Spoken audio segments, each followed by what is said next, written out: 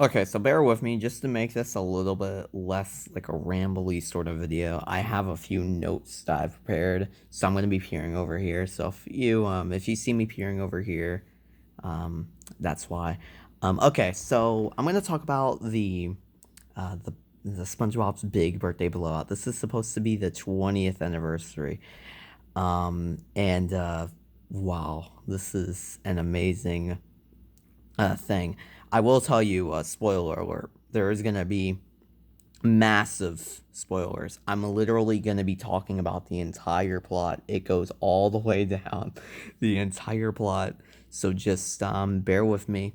And I'm going to be going scene by scene. Well, aside from the things that I find interesting, there's a few things I'm leaving out.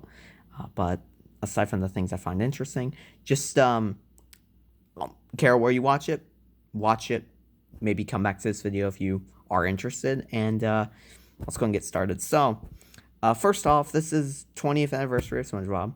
So, we open up with Patchy the pirate. I haven't watched SpongeBob in years, but I don't remember the last time I heard that Patchy returned in an episode. I don't know. I could be wrong though, but for me, this is Patchy's return for me. But it was very cool to see him open up, and Patchy had a gift for SpongeBob that he wanted to give on his 20th anniversary because it or on his 20th birthday or whatever his birthday, whatever. They don't actually know what his age is. That was a little tongue in cheek at the very end. Spoiler. Um, but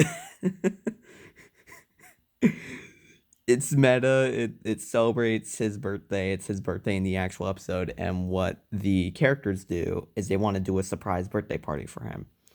Sandy and friends get ready for the party. That's a B plot, as Patrick distracts SpongeBob by going on this little like tour like thing, and they go to Surface Land, which is just them going to the surface. And the way to do it is actually really clever, and I love it.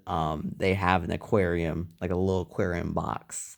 It just has wheels on it, and it just filled up with water. It's really funny. So you just see on the live action shots, you just see a damn like car just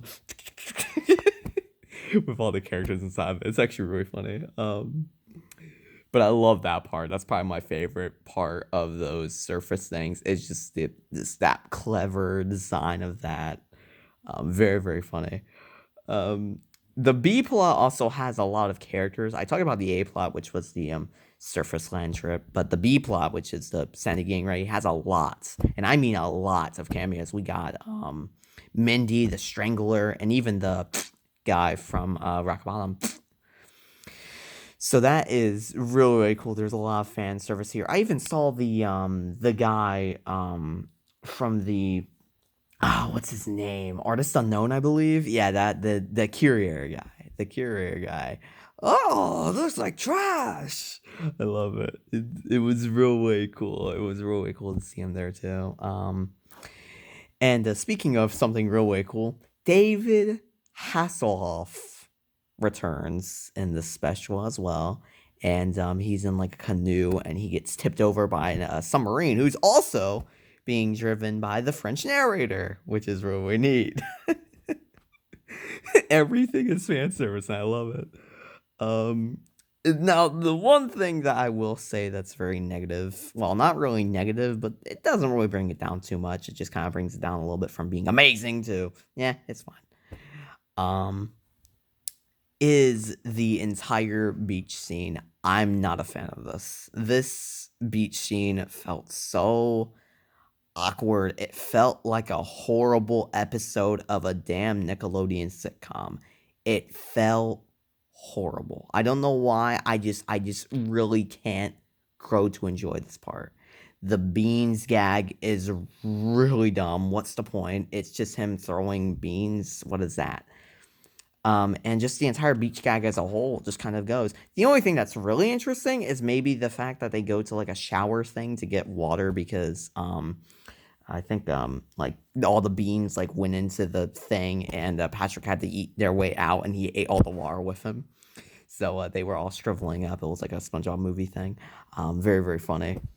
But Aside from that, though, that was it. That was the only thing that was really cool from that. So that's unfortunate. But I will say, the dog and frisbee scene, the next scene that was inside IRL is really good. Really really funny. It's just really cool to see a gigantic dog and Patrick and SpongeBob trying to interact with. It's really funny with the frisbee and stuff. Really funny.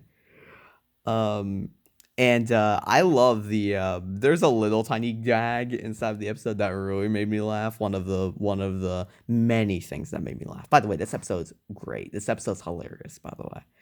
So there you go. Even the beans part is just hilarious based off how awkward and how weird it even is. And I get that's kind of what they're trying to go for, but for me, it's one of those things where I'm not really an awkward kind of person. I kind of just dragged. I would have been fine if it was just like a one-off thing, like maybe beans. That was it. Maybe that would be kind of funny, but it just like goes on for way too long. I just felt like I was watching a bad Nickelodeon sitcom, like I just said. But the boat cake for Mrs. Puff, because everybody had to decorate their own side, and everybody be like, "Oh, Mr. Krabs is gonna make it about Krusty Krab. Plankton's gonna make it about torture for some reason." It was so weird.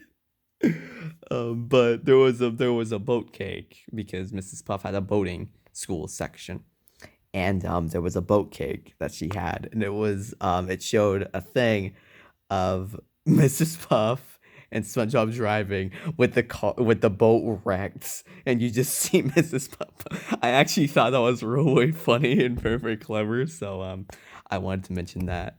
Very very cool. Sandy also acted a lot like SpongeBob in House Party in certain parts of this episode. Very, very interesting. It reminded me a lot of House Party. Very interesting. I actually enjoyed House Party. A lot of people like recently, like, well, not recently, but a lot of people have said like, "Oh man, it's kind of weird. It's not really the best episode." Yeah, I know it's not the best episode, but I loved it. I absolutely loved it. I absolutely adored it. Um, but that was a discussion. That's a discussion for another time. The My Leg gag, of course, you have to have a 20th anniversary file My Leg gag. It's just gonna happen. It's a torture thing, and it's real way funny. Say it, My Leg. Um. Oh, and here's another funny one. Another really really interesting out of nowhere thing. SpongeBob and Patrick and the entire tour bus as a whole goes into this sort of office, and it's like a realistic office that has like a water like cooler or whatever.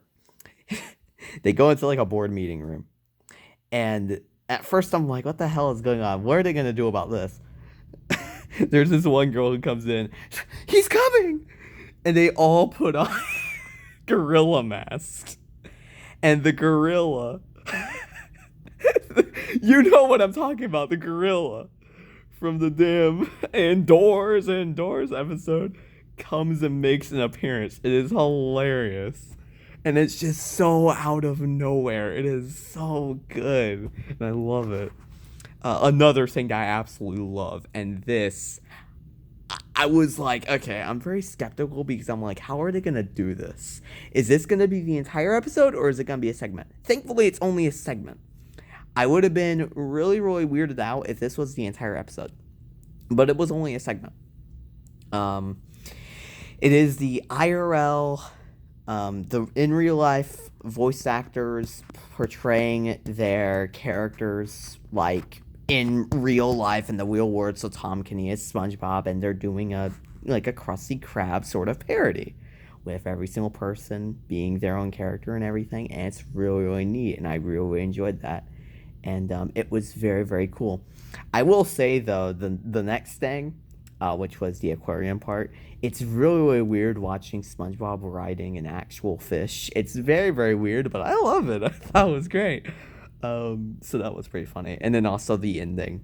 The ending was crazy. The ending was pretty cool too. So all the plots come together. SpongeBob returns. Everyone is absolutely like falling on the floor. They are exhausted because they've just been trying to do anything to keep the party going without SpongeBob being there. because he took a long time to come back, so everyone was just asleep basically. And they're like, surprise, and they do like the little surprise party thing. And I will say that the Patchy present thing, I'm so happy it wasn't a Truth or Square moment, and we actually got a gag. And I was hoping, I was actually hoping that would actually be an actual interaction, which it was, Um, but I was real way worried that was gonna be like one of those things where like, oh, okay, Patchy's gonna go to the island, drop it down, and sometimes gonna be like, yeah, they lit this writing. It was gonna be like one of those stupid gags that was like, cool, we've seen that before. But no, actually, it was actually real, really good. He dropped the present down. It falls on him.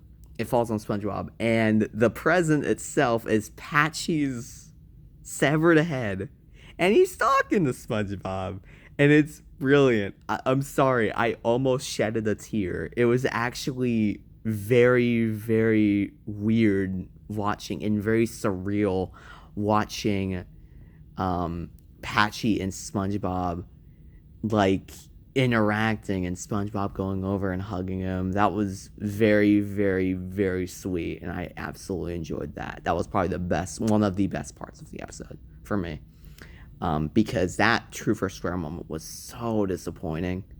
It was so disappointing. You know which one I'm talking about, whenever he was hallucinating, and he thought like, oh, I'm gonna meet SpongeBob, and it's like, and it was just really stupid. But I'm so happy to do that. And after that, they sing a birthday themed theme song for SpongeBob. Every single character sings it, and it's brilliant. And there's people, David Hasselhoff, like other celebrities. I don't know the names of these celebrities. I'm sure they're a bunch of Nick actors or whatever, probably Nick sitcom actors. But they are all like celebrating and saying happy birthday SpongeBob, yay. It was so like, a lot of people would say that's like cheesy or whatever. I personally don't mind it because it's such an SpongeBob is literally, it's insane enough for a show to go 20 seasons or 20 years and still be relevant and still be saying, so I'm okay with it. Truth or Square, maybe.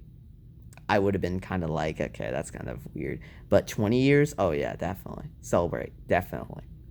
But that worked really well. And the episode just ends. And the whole entire age gag is basically SpongeBob or Patrick going, what age are you really? What age are you really, SpongeBob? He's like, well, Patrick. And it just like static. It was really like, it was just like a cock tease, but it was so funny, and it was well done. And then the final message at the very end, it was there. I'm glad it was there. I was hoping for a lot more, but you know what? Yeah, at least they mentioned, and that's the best part. They put thank you, Steve Hillenburg, at the very end, and that's some good job, guys. So yeah. Absolutely insane. I enjoyed that. That is one of, I don't even have any words. What's the rating I give for that? Well, the beans and the entire beach segment kind of brings it down a little bit. I'd say a 9 though. A 9 is a good rating. Please watch this. It is unbelievable. Well, obviously, I hope you watched it. If you watched this video all the way through. But yeah, it's a great episode, and definitely one of, if not the better specials of SpongeBob in quite some time, and very, very cool, very worth a watch. So thank you guys so much for watching, and it's been Taylor. I'll see you guys soon. Take care.